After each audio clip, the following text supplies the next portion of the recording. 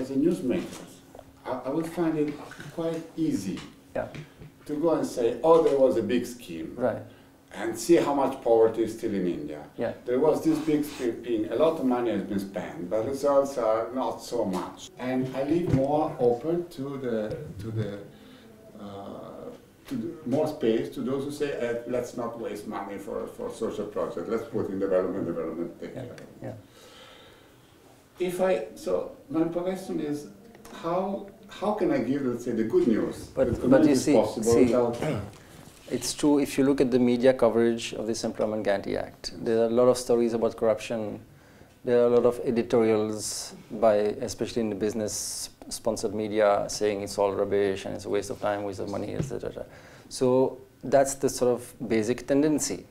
But it's also true that in almost any media, whether it's a news channel or a newspaper, there are people who think a little differently, who are open to different ideas, who are willing to go with you to the field and do different kinds of stories.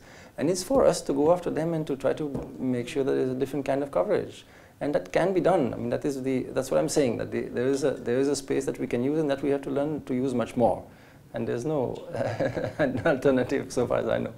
Because the basic reality is that the media is basically an advertisement industry, and that they don't have much sympathy in the first place for this kind of interventionist social policies, and they're targeting a certain class of people who are not interested in the fact that people may be getting employment under this program or whatever. So that's the basic tendency. But that doesn't mean that it has to remain as it is. I mean, we can change things.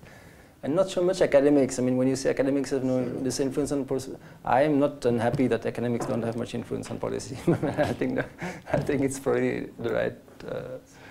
But the public has to have the concerned people have to have more influence. I think that's ultimately what really matters.